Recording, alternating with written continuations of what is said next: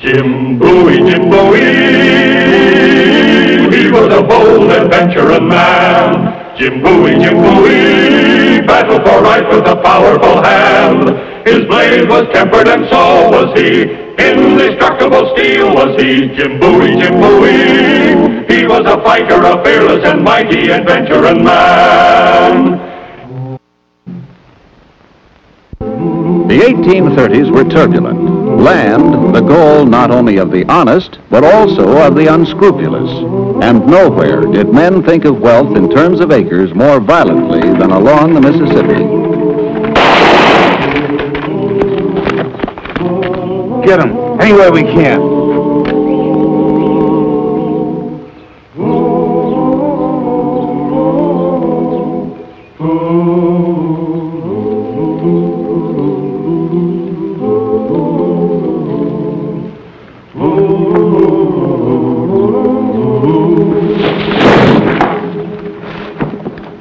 All right, on you.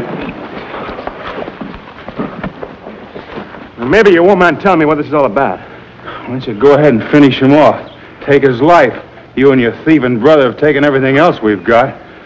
My brother Reason?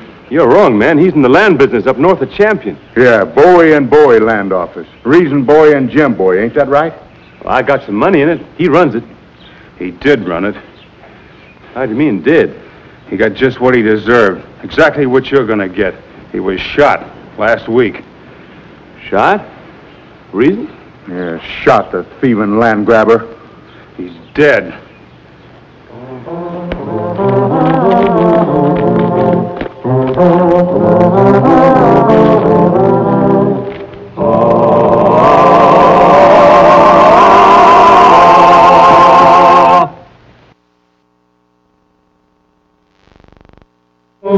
Well, now, look at this. Dead. Jim! Reason you get right back in that chair until that doctor tells you that you can walk around. And put your feet up here. Oh. I just can't keep 5 this years boy old. in this chair. Well, I you don't can know. feed me now. Yeah. I worry myself sick about Mama.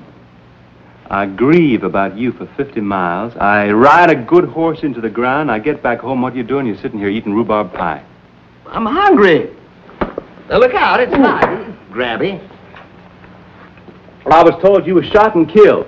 Well, he was shot, and it's just God's mercy that he's not dead. You quit picking on him, the poor boy. If you were so worried about him, why don't you do something about his good name? Yeah, now, wait a minute. What's this all about? Well, Jim, we're in trouble. Plenty of Now, trouble. listen, you let me tell him. You're not supposed to talk. Jim, I want you to listen. Yeah? Reason here almost sold off the whole tract when this fella... Dupre. Yeah, Dupre. And he came along with a prior title to the whole shebang. I thought you got it from the government. Well, I did. But he had a land grant from some old French king or other. Well, why can't we just refund all their money, and then we can recover from the government? How are you going to recover his good name, and yours and mine? These poor settlers are being turned off of their land, and they're blaming us. Why, some of them even been burned out, and one man's wife and little boy were killed. And they're claiming that we're swindlers, thieves, and murderers. I just can't see how this could happen. Any reason? Didn't you get advice from a lawyer? Well, sure. Judge Coford. Who? Judge Jonas Coford. From Kentucky? Well, I don't know where he's from. He didn't say. He wouldn't. You know him, Ma? Yeah, Mama. Aren't we related to some Cofords? Why didn't you tell me you went to him? Why? Because ever since I come home, you shush me every time I Reason. Was he a good lawyer? Well, he had an office full of clients. Drives a new carriage. He just bought the old Anderson plantation. Well, he must be a good lawyer. Yeah, Mama. Isn't he a cousin of yours? He certainly is not. Grandmother Hutchison's, her sister married Ed McGreevy, and they begat Sophie and Madge married Elihu Coford, and they begat... Well, all right, is my second cousin once removed. Ah. I never told you this before. Minnie, go out and see if the wash is dry.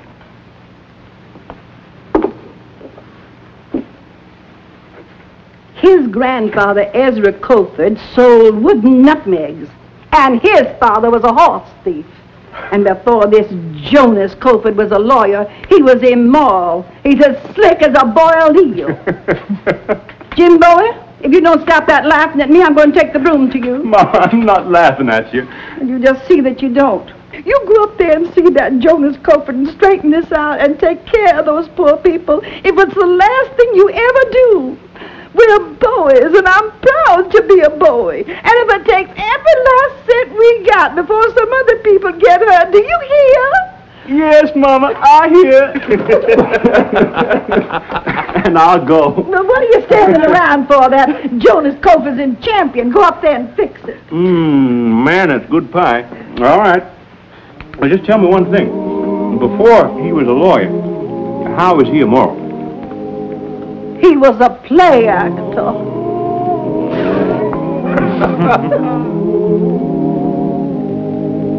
Jim Bowie, Elvie's son. Admirable woman, Elvie. So stern, so dutiful, so upright. She's well, your dear mother? Yes, thank you. Tall, well, of course, she's mighty upset right now about my brother. Oh, and he would be... Reason Boy. He was a client of yours. Reason Boy is your brother? Well, why didn't he say so? Oh, but he's the one who just passed on. Most unfortunate affair. Please accept my condolences. Thank you, but they're a little premature. I just left Reason back home at Opelousas. He was in the kitchen eating rhubarb pie. I'm delighted to hear that. One shouldn't trust the veracity of rumor. Wow, who can you trust these days? Not even a government deed, it looks like. Regrettable. Regrettable situation. Who would have believed that Reason's deed would be superseded by a prior title from a Bourbon king? Yeah. It's got us real curious. Sure like to see that French grant. You should see it, James. I may call you James, may I not? That's my name. Well, you should see it immediately. Your mind won't be at rest until you do see it. Mine wouldn't. Why should yours? All right, show it me. Well, now, I'm afraid I can't do that, James. Unhappily, it's not in my possession. I'll try to arrange it for you. How? Well, by speaking to the man who has it, Monsieur Armand Dupré. He'll be reluctant, naturally, but I think I can persuade him. I'll say, it's only fair, monsieur. The boys are fine people. They won't like this blot on their scutcheon. They'll want proof of their mistake. We sure do. And you shall have it. I'll go at once. It's just a mile out the river road. My carriage, please. Monsieur Dupré bought the old Cayo plantation. Yeah, I understand you just bought the old Anderson place. A great stroke of luck, James. An old aunt of mine in Albany, New York, died and left me quite a legacy. Most unexpected, but not, shall we say, unwelcome. Thank you. You're at the inn, I suppose? Yes. I'll be in touch with you before the day is up. I'll be on my way as soon as I revise this deposition. Before you revise the deposition, cousin, I'm kind of in a hurry. Of course. This is nothing that can't wait. My Panama boy. Well, this has certainly been a pleasure to meet you, Cousin James. It's been mutual, Cousin Jonas. In fact, it's so mutual, I think I'll just go along with you. You will? Well, splendid. And on the way, I'd sure like to hear some of the stories about your early days as a play actor. Ah, my days as a thespian.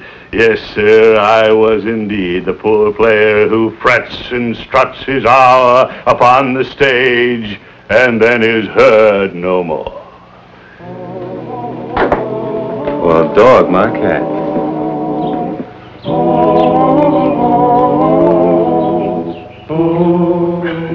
You want to inspect the French grant, do you?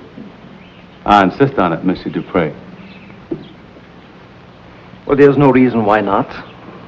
You will find it not only a valuable document, but actually a work of art. Oh, good morning, my dear. Forgive me, I did not know you had guests. Oh, please, Marcella, you know Judge Crawford. This is Monsieur Bowie. Judge Crawford, Mr. Bowie. Ma'am? You wish to see me? It is of no importance. Oh, but it is. Speak freely, my dear. Oh, yes, you wanted some money. Was that not it? Yes, if you please, Armand. Women never seem to have enough. Bangles and bows and... And largesse to the poor. Yes, that too. When I married my dear wife, gentlemen, she was the widow of a marquis. And she has never forgotten it. One moment, my dear. I shall fill your empty purse. No doubt I have been too open-handed with my charities. But these poor settlers, evicted from their homes and forced to move on, God knows where, they have touched my heart. We can understand that, ma'am. Here is your money, my dear Marcella. And now we must get to business, huh? Perhaps there will be another occasion for them to hear of your past glories.